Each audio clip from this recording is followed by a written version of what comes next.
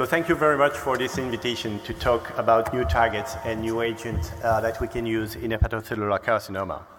Here are my disclosure. By doing this presentation, I've been surprised by myself actually finding most of the drug working in an area that was more particularly focusing on the microenvironment. And so I would like to retitle a little bit this presentation in looking at targets, cellular targets and molecular targets that are working in tumor microenvironment for hepatocellular carcinoma. And I will show you why. First of all, let's try to dissect the cellular and molecular component of the hepatocellular carcinoma microenvironment. And by doing so, you will, of course, isolate tumor cells and hepatocytes that are surrounding tumor cell with some of the molecular markers that you can find on those cells. On the top of that, it's been nicely illustrated that angiogenesis, and more particularly endothelial cells and pericytes, play an important role in the tumor growth of hepatocellular carcinoma. We have other tumors, and it's becoming more and more popular that the infiltrating macrophages that are inside of the tumor play also an important role in controlling the tumor microenvironment. Also, T cells, especially CD4 and Tregs, with all the molecular markers that are now well known on those cells, may be taken as an advantage to isolate new drugs in this area. And finally, the last but not the least, fibroblasts with the receptors that are interacting with the cancer cell are particularly important in the growth of those tumors. So we know better the molecular biology and the cell that are infiltrating the tumors. And we also know that it's all dependent, I forgot the dendritic cells that are also playing a role, but they are all dependent of many factors such as SDF1, CXCL4, TGFbeta, HGF, FGF19 that are in the surrounding area of the tumors, and they are interplaying with all those cancer cells. So we have multiple molecular targets and multiple cells that can be used to develop new drugs in this area. The characteristic of the hepatocellular microenvironment is also likely to vary according to the type of tumor carcinogenesis.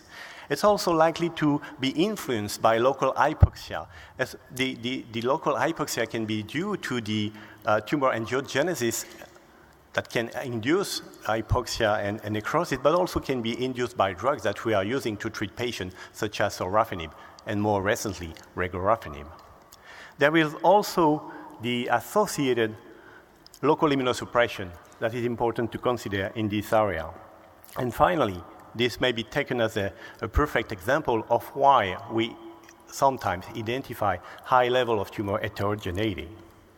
Let's first start with what we know better in the area of hepatocellular carcinoma, and more specifically, anti-angiogenic treatment. It's been nicely illustrated that Sorafenib has been for a long time the only drug available in the area of hepatocellular carcinoma, in advanced hepatocellular carcinoma. And it's also very striking that among the many drugs that have been tested, this is the only drug that demonstrated benefit in first line. It's not only interesting that this was the only drug demonstrating benefit in first line, but if you look at the overall survival over time, taking the control group of those many clinical trials, you will see that the overall survival with Sorafenib increased over time. So it's likely that Sorafenib today is better than Sorafenib in the primary trial. And the reason for that may be that the care of the patient who are treated, especially the way we treat adverse events in those patients and continuing treatment is managed much better. Nevertheless, it's been so far the only drug that is available for first-line treatment in hepatocellular carcinoma. Now we have Regorafenib. This is a multi-kinase inhibitor. I'm not a chemist, but I wanted to show you the differences between Sorafenib and Regorafenib. Basically, it's the same. It's the same, but the one fluor that is located on this ring. When we look actually at the kinase inhibitors, this is also a multi-kinase inhibitor with multiple mechanisms of action. And of course, we've been extensively discussing the result of this phase 3 trial that randomized Regorafenib against placebo, showing that there was a benefit in those patients, not only in terms of progression-free survival, but also in overall survival. Let's go to new targets. We have a couple of new targets, and especially in the area of immunotherapy, and PD-1 and PD-L1 are exciting targets that we wanted to discuss. We all know that immune checkpoint, especially this example is taking nivolumab, immune checkpoint actually can release the immune suppression induced by the tumor and rehabilitate the T cells to the proper cytotoxicity. So the mechanism of action seems to be straightforward. The study design that has been done and previously reported at ASCO and updated this year is this trial. This is a trial that is done in patients treated with Sorafenib with different groups, and especially patients with HCV infection and HPV infection. I will not go into the detail, but I wanted to show that there is now evidence of durable partial response with nivolumab in this patient population. Those partial responses are not the only benefit that you can achieve with this drug, and especially you have patients with prolonged, sustained tumor stabilization that can be maintained over time for a very prolonged period of time with a response rate that is around 15% and a median duration of response that is around 17 months. In terms of overall survival, although the data are not mature enough, but this has been updated at the ASCO this year, the median overall survival seems to be close to 14 months, irrespective of prior Sorafenib treatment, and the adverse event and the frequency of severe adverse event grade 3 seems to be very low, so we can consider that this drug may be well tolerated. Let's move to another potential targets.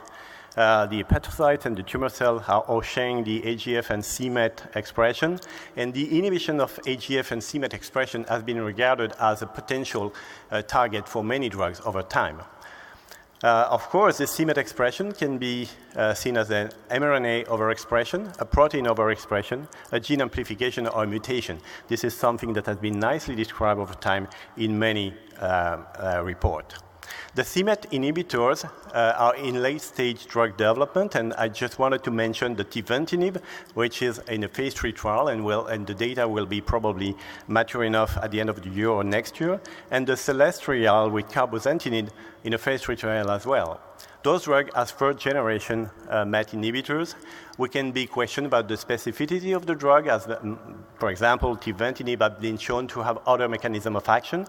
The same for Cabozantinib, which is a kinase that has multiple mechanisms of action, but we will see with the pending results. In this year, World GI meeting, there was a report with the Tepotinib, which is a more selective MET inhibitor. You have the molecules and the kinase inhibition profile. The drug basically inhibits the EGF activation on the c-Met receptors. Here are the results. This is preliminary result on the phase 1-2 trial. This is ongoing data, but as you can see, the drug, at least in this small number of patient population, was able actually to shrink down the tumor size in patients with advanced, very advanced hepatocellular carcinoma, and the dose of the drug seems to be 300 milligram for the best response, although there was a patient with 500 milligram who responded well. Let's move to another potential target. The interaction between tumor cell and fibroblast in the tumor may be regarded as an important factor. We have drugs that inhibit FGF19 and FGFR4, such as the blueprint drug, like the Blue 5i4, which is a drug that prevents actually the activation of FGFR4 with binding of FGF19. This drug is a highly selective inhibitor of FGFR4. It's entering into the clinic based on the preclinical observation that you can actually control the tumor growth in animals in many tumor models. Other potential targets, TGFbeta and TGFbeta receptors are important in the microenvironment of the tumors. You can find actually interaction that involve TGFbeta and TGFbeta receptors in many tumor cells that are in the microenvironment of cancer cell. The canonical and non-canonical TGF-beta pathway, I will not go into the details, but play an important role in the activation downstream of TGF-beta. And if I want to summarize some of the TGF-beta inhibitors, such as the galunisertib, this drug actually inhibits both the invasion and metastasis, the angiogenesis, the inflammation, and the immune landscape, depending on the microenvironment into the tumor. We've been using, place actually ex vivo data to try to evaluate this drug, and I will not go into the detail, but basically you take the tumor from a surgical resection, and then you slice the tumor and make it grow into a specific medium.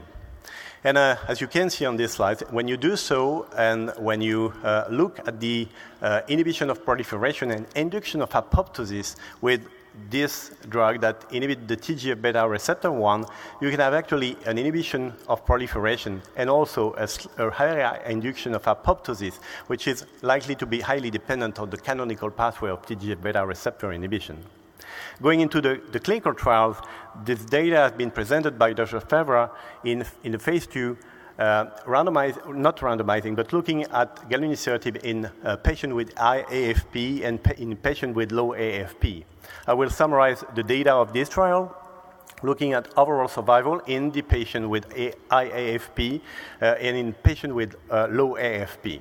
As you can see here, there was a striking, although this is a phase 2 trial, a striking high overall survival in the patient population with high AFP, which is likely to be a patient population of poor prognosis, but also in patients with low AFP.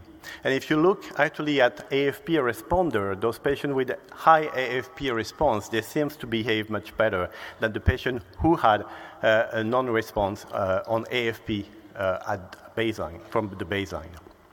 There is also another potential for the TGF-beta receptor inhibitors is that you can easily think to combine this drug with immunotherapy, as there is a high PD-L1 overexpression into many hepatocellular carcinoma. And so the combination of PD-L1 with TGF-beta receptor inhibitors appear as a very interesting combination in this disease.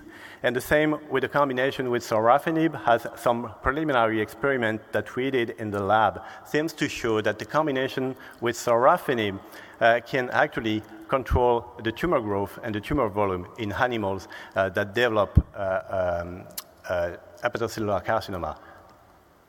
I would like to summarize this presentation by saying that we have a number of new targets and new agents in HCC. Of course, we have now a clear demonstration that drugs that inhibit tumor angiogenesis, such as Sorafenib and Regorafenib, now second line, may be important in this area. We are now investigating the microenvironment signaling, looking at TGF-beta receptor 1 inhibition, c-MET inhibition, FGF19, FGFR4 inhibition, and this is particularly promising. And we have also the immune stroma, and especially PD-L1 and CTLA4, that seems to be important target for further investigation in this disease. Finally, Combinations are promising in this area, and you can think as many combinations with those potential drugs as you can. To summarize this presentation, I would like to mention that various components of the tumor microenvironment can now be used to target and control the tumor growth in hepatocellular carcinoma, that the inhibition of tumor angiogenesis, microenvironment signaling, and local immunosuppression appear as promising options to control tumor growth. And finally, that the combination therapies normalizing the tumor microenvironment offer promise for optimal control of hepatocellular carcinogenesis. With that said, I would like to thank you for your attention.